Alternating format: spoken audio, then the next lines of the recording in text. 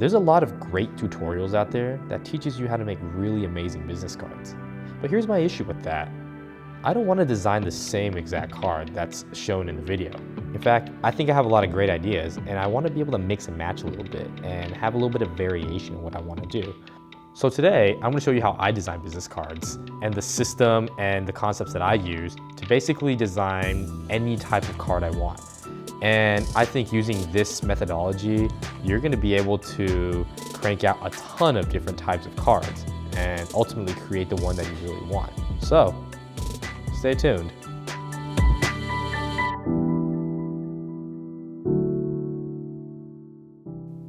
Hey everyone, my name is Patrick Mao and welcome to my channel and my very first video. In this video, I'm going to show you three main concepts on how I design business cards. And these three concepts are used pretty universally across just about every business card design. So the next time you see business cards, maybe take a look and maybe see if some of the concepts are there. Of course, there's going to be some business cards out there that really break the mold, but that's just the designer being really creative and thinking outside the box. So more kudos to them. We're all trying to get to that point. So after I show you the concepts, I'm going to design a business card from start to finish so you can see the entire process. But before I begin, I want to give you an idea of what this channel is about. It's going to be about freelance designing and ultimately becoming a better freelance designer. And I'm going to stress the importance of being a generalist when it comes to getting projects and gigs. There's a lot of specialists out there, but I think in order to be a really good freelancer, it's super important to be kind of a generalist as well, sort of like a jack of all trades type of designer. Now, I know it's really important to be really good at one or two things. That's your specialty, your bread and butter, your money maker. But my point is, it never hurts to learn more and add onto your existing skill sets. For example, if your specialty is logo design and fashion photography, it's going to be really beneficial if you were to say add catalog design or product photography on top of what you already know. This way your value as a designer is going to go up and your versatility and your flexibility is going to get you more jobs, more gigs, and ultimately a higher commission.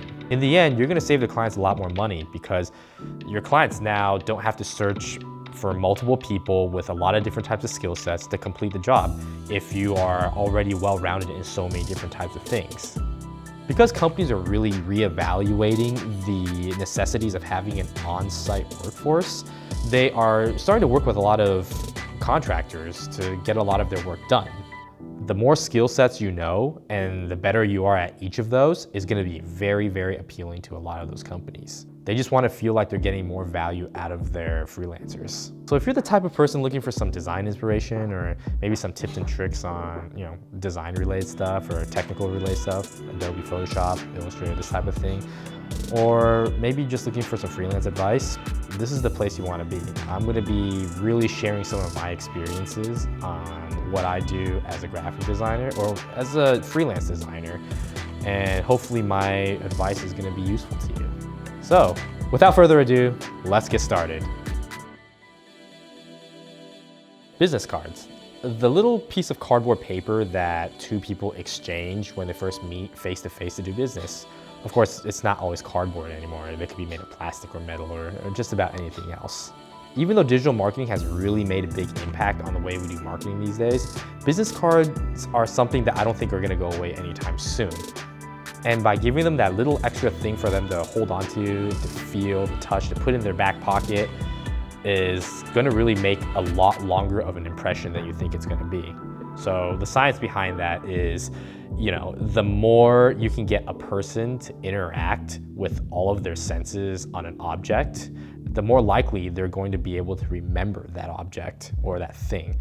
So for example, if I look at an object and someone is telling me about the object, and then I actually get to pick up the object and look at it, that's going to be much more powerful than if I were to just see it and hear it. Me holding onto it and messing with it is going to leave a longer impression.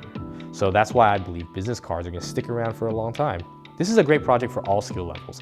I remember when I first started, this is one of the first things that I've ever designed. And ever since I've learned it, it always feels good to tell people, hey, I can design this card for you. And every single year I get about 2 to 3 different requests for business cards every single year. That's definitely revenue that's coming in every single year just from this simple design. And in my opinion, this is one of the easier things to design. So learn this and you're off to a great start. So let's dive right into it. I want to talk a little bit about my workspace. I'm currently designing my card in a 3.5 by 2 inch dimension. So this is the standard size for business cards here in the States. However, you can apply these upcoming concepts to just about every type of dimension. There's some that's not going to work for, but I would say as long as it's rectangular, it's going to be fine. To kind of clear up the terminology a little bit, the business card size is 3.5 by 2 inches, but that's also known as the trim line. That's going to be where the machine is going to cut the business card. And take a look at this red line right here. This is called the bleed line, okay? The bleed line is basically where your card is going to be printed to. So everything inside the red line is going to be printed by the printer. And later, it's going to be cut to the trim line, okay? So to kind of give you a context of how business cards are made, they take the design of the business card, which is everything inside these red lines, and then they put them, a bunch of these onto a card, and then they feed it through a cutter. And then the cutter will then cut everything to the trim line. So everything between the trim line and the bleed line is gonna get discarded, which is good because this is the best way to get your designs to flow from edge to edge on a card, okay? Next, this inside area is called the margin or the safety area. And you wanna keep all of your important information inside this margin. Information such as company logo, name, contact information, anything and everything that's important. And this margin is really, really important for 2 reasons. First off, it looks good. It just looks good if you have a margin around all of your content.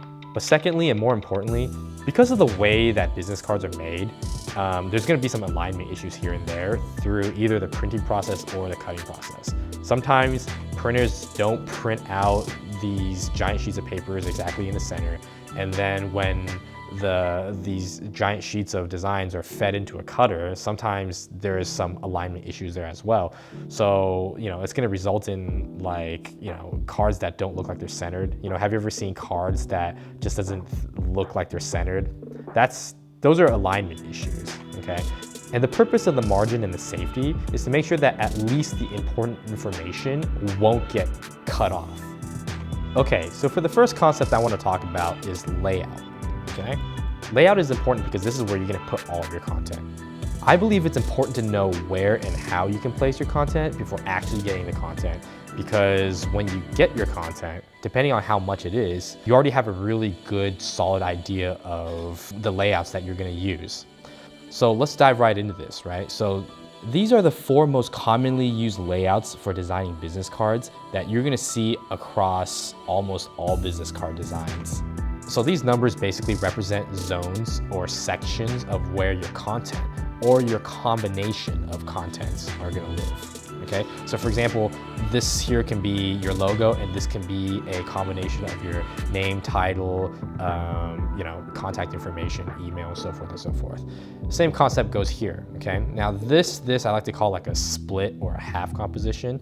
This one right here is a centered composition where basically, you just put all your stuff in the center, and this is a really good one to start off with if you're kind of short on ideas, okay? This one, it generally always has pretty good results. And this one right here is gonna be for if you have a lot of content. Sometimes clients are gonna ask for a ton of stuff. They're gonna ask for their logo, office phone number, regular phone number, email address, website, their industry specific licensing numbers. I know that's commonly found in insurance or maybe real estate, or maybe like a fax number, which is still relevant in the medical industry today. A tagline. This is, when you have that much information, this is the type that you want to look for, okay? Now, keep in mind that this is only a rough guideline. And a good tip when working with these zones and sections is that you can, and you should, and it's probably encouraged that you're a little bit flexible with these zones, okay? You want to give more space to one side than the other, because asymmetry is sweet AF, and it just generally looks better. So for example, these don't have to be, exactly 50% split down the middle. In fact, it's better to probably move it over like 10% to about 30%, okay? So by doing this, you're giving a lot less space to one section, but you're giving a lot more space to another section. Just trust me, this is gonna work really, really well. Because at 10%, you're working very close to the golden ratio, which, in case you don't know, is this special ratio found in Mother Nature, which can be found in patterns of seashells and sunflowers and things like that. The ratio is like 1 to 1.618 and some decimals.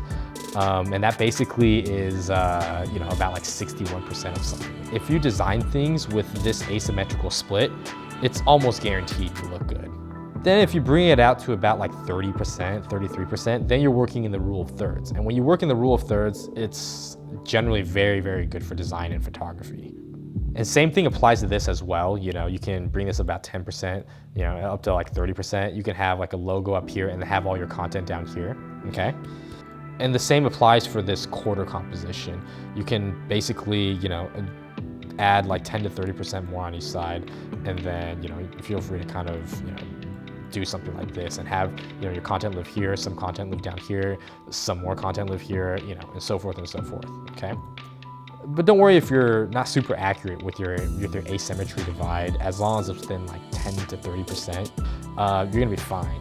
The asymmetrical divide is gonna look good if you're at like 27% or if you're like at 18% or whatever, you can eyeball something in between like 10 to 30, and it's generally gonna look okay. Okay, now moving on to the vertical section. All right, so we have the centered vertical layout, and then the half composition here, as we've seen in the horizontal layout. You can place your content in any of these areas, and everything is gonna be a-okay. And because quarter layouts don't really work well in vertical cards, mainly because we read horizontally, and there's just simply not enough real estate to cram information into a 1-inch space.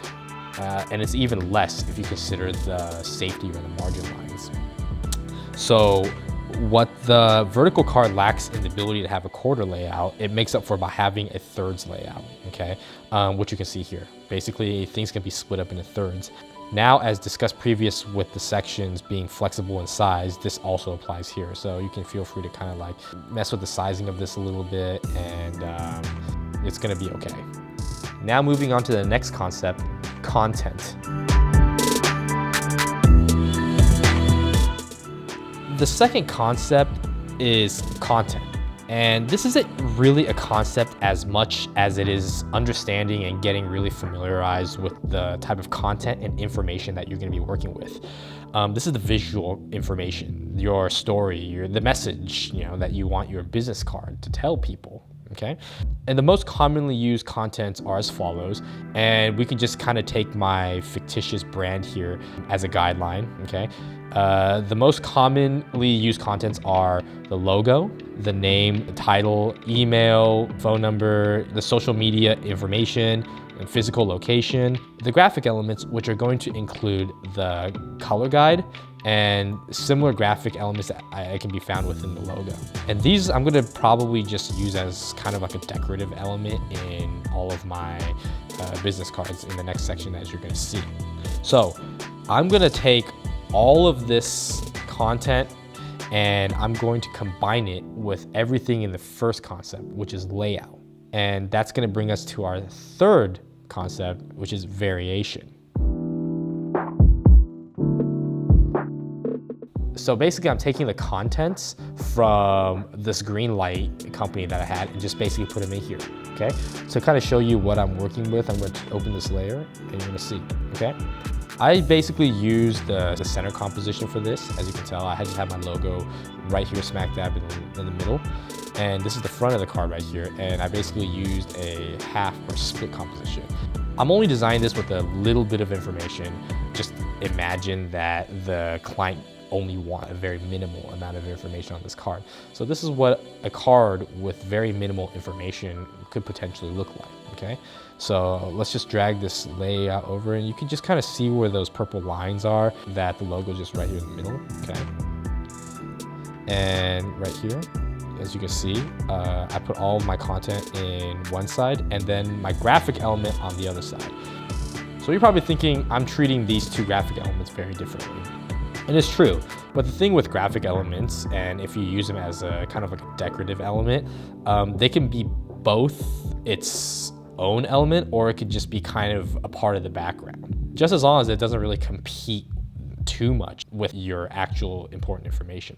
So for example, right here, I put the graphic element in the back at like 5%, so you can barely see it. And right here, although it's still used as a decorative element, it has enough of a presence here to be considered its own element here. So that's why this layout is considered a split layout. Okay, now moving on to the next one, okay? This is a vertical layout, and the client wants all of their information on there. So I felt like a vertical composition could be a really good choice here. So as you can see, all right, let's bring this back. This is a split composition, right? Where it's, it's split into two, but it's not exactly 50-50. I basically use, close to about 10% more than halfway. So this is kind of like a mix between the graphic element being its own element and then blending into the background. Because as you can see, this element kind of just fades away behind the logo, but it's enough for it to be seen as its own thing down here, okay? So this is basically the thirds layout, okay? So I basically have all my information laid out in thirds. My logo being here at the top, and then my name and title over here, and then my combination of everything else down here, okay? And in the background is the same repeating element as you see in the back of the card being repeated here. And again, using all the same content that we've used throughout everything else. Moving on to the next one. So this is a horizontal card that I started pushing the boundaries of what the business card can potentially look like, After going through a few variations, I started to get a little bit more creative, and you're gonna get to the point where you realize, oh, I could actually break the mold of things being laid out exactly in horizontal or vertical. Sometimes, things can be laid out on a different, angled path, or maybe even on a curved path. But that's just to give you an idea of being creative when designing these things. So let's turn on our example layer, okay? Boom. As you can see here, I used a 1-2 split composition here, okay? And just kind of taking a look at where the purple line is.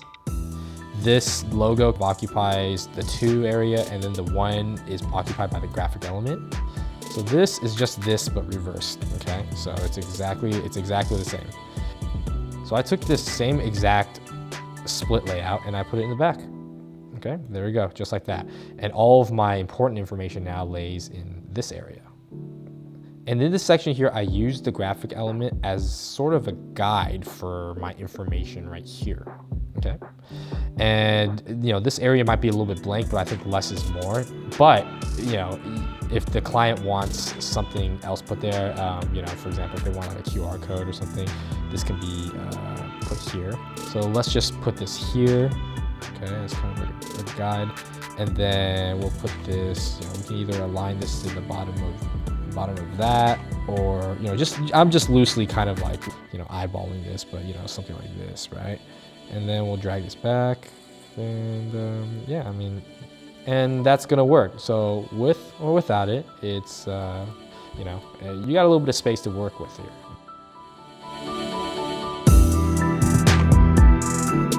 Now I'm gonna design a business card from start to finish using all the content that you've already seen before, all the information from my fictitious green light company. And I wanna design this new card under the assumption that the client wants a ton of information on there. So I might add 1 or 2 more extra pieces of information to this card.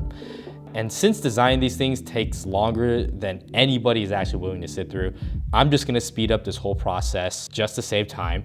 And yeah, enjoy the show, enjoy the music.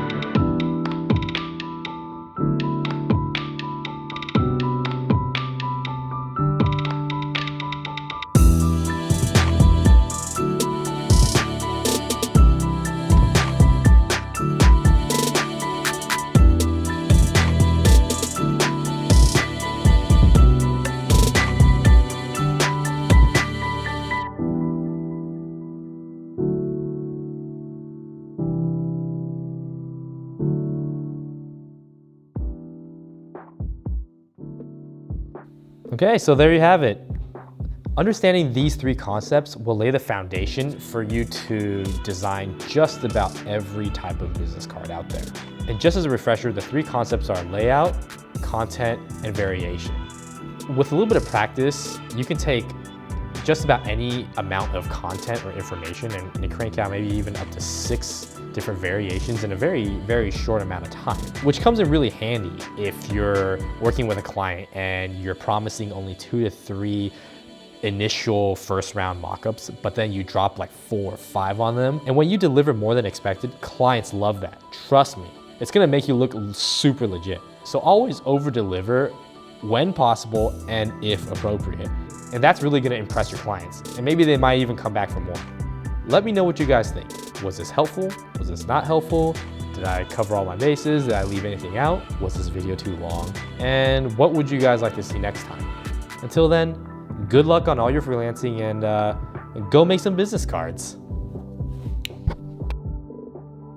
And remember, as a freelancer, it's always good to be a generalist, generally speaking. Peace.